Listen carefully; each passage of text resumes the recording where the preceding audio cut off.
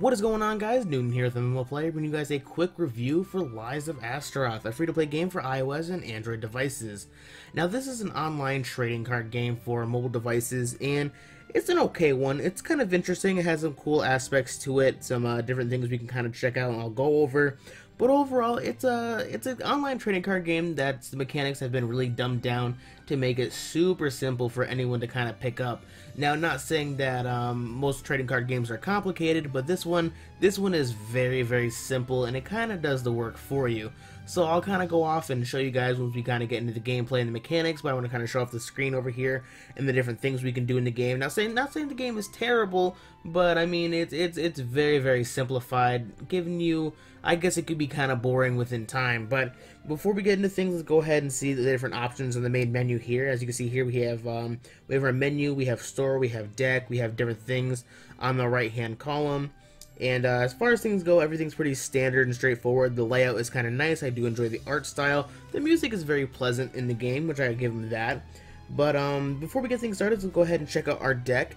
The deck is a very standard and straightforward layout. Very easy to switch out cards to kind of construct our deck. We can go ahead and edit deck if we choose to. We can kind of slide through all the different cards that we have acquired. I've got quite a few over here, but building your deck does take a little bit of strategy and a little bit of pre-planning, because you can only fit, each card has a certain amount of cost, and you only have a certain amount of points you can put into your deck.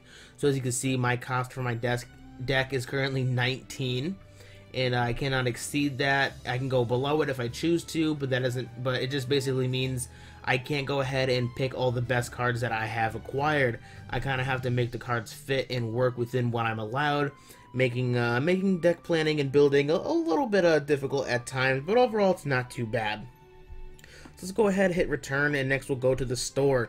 The store is where we can go ahead and acquire more cards. The game's not too bad. It doesn't really push you to buy a lot of good cards. Now, if you do spend microtransaction money, you do get better chances of obtaining better quality cards.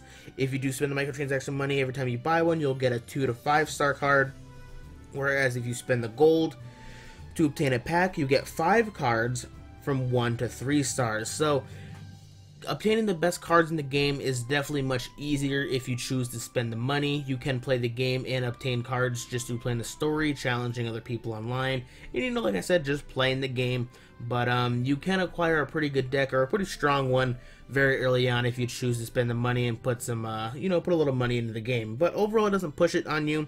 It does give you some freebies on the start over here from the crystal packs and the magic ticket over here, so which is nice. It gives you a nice start and gets you going. So overall, it's not too bad. Now, getting right into the core gameplay, we're going to go ahead and head over to the map over here, and as you can see, we have different levels we can select from. It's kind of I guess, like I said, kind of like an adventure. There's different areas you can explore. You keep progressing through the different areas to fight on different challengers, and I've completed a few levels here, so we're going to go ahead and jump into the next level and show you how the combat works. Let's get through a little bit of this dialogue, skip through it really quickly right there, and go ahead and engage in a fight.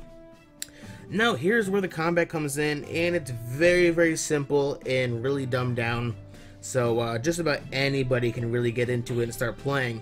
Now, each card does have HP and attack power behind it. Some cards do have passives and special bonuses on the battlefield, but as far as you being able to manipulate their passives, make them work to your advantage, strategically play the cards so that way you can beat your opponent, there really isn't much of that. You place your card down in the allotted spot that it gives you, and basically the game plays itself for you. I am not tapping anything on the screen, and everything is basically just kind of running its course. Now, once the turns are over, I will be able to place down another card. As you can see, I can select one over here. I'll go ahead and tap this guy, hit attack again, and everything will run its course once again. So I am literally not touching the screen. I am not selecting which cards they attack. Everything just runs its course, and it's very, very simple. As far as strategic gameplay goes for this game, there is really none. If you have the stronger cards with more HP and higher attack power, you're gonna win. Simple as that. So we're going to go ahead and keep running through. Looks like we're going to be pretty successful in beating this guy over here. Our cards are much stronger than his are, and once we defeat all his cards, we'll go ahead and claim a victory, and it's simple as that. Not really much to it. So like I said, when the game is, like I said, it's really dumbed down and really simplified. Like I said, I am not doing anything. It is super simple. You place the cards down in your deck, and it does everything else for you. So there we go, we went ahead and we claimed ourselves a victory, and as far as combat goes, that's pretty much it. That's all there is to it. Now there are some other things we can go ahead and do in the game. We have the map, which is kind of our exploration slash single player. We have enchant, which is where we can go ahead and upgrade our cards, make them stronger for our deck. We have arena, which is online PvP, which is pretty cool if you want to face against other opponents online. You do have that option. And we have the temple, which is basically kind of you get to challenge yourself against some stronger opponents, which is pretty cool. So overall, I mean, it's not a terrible trading card game. It's just a very super simple one. The art style is okay. The combat is not too in-depth. The music is nice. It's pleasant. Like I said, I'll give him that. I did enjoy the music. It's very soothing.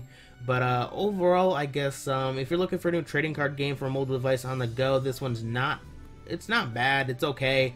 But I'm going to go ahead and give it a 5 out of 10. I wish there's a little bit more strategic play within placing your cards and kind of manipulating cards to get them to do what you want and create strategies to, you know, make games go in your advantage. But like I said, it's basically purely stat based. You have the stronger cards with the higher attack power, more HP. You're going to win, simple as that. So if you guys have enjoyed this video, don't forget to like and subscribe for more. But until next time, guys, I will talk to you later.